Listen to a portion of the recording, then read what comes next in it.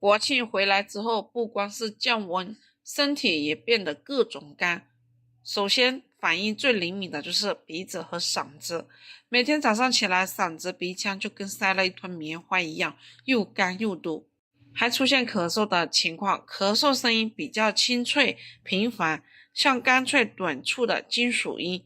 中医认为肺属金，与秋气相应，肺作为我们人体接触外界的防线，对其他脏腑有覆盖保护作用，但秋燥特别容易伤肺，所以今天用银耳搭配这几物，可以润肺护肺化痰止咳。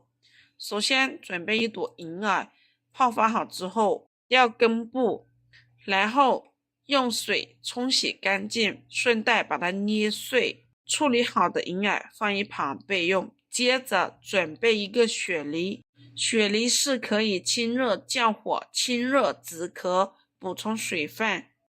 雪梨把它切成雪梨块放一旁，接着准备15克干的百合，然后把这些食材全部放入砂锅中，加入适量清水，大火煮开，小火煮30分钟。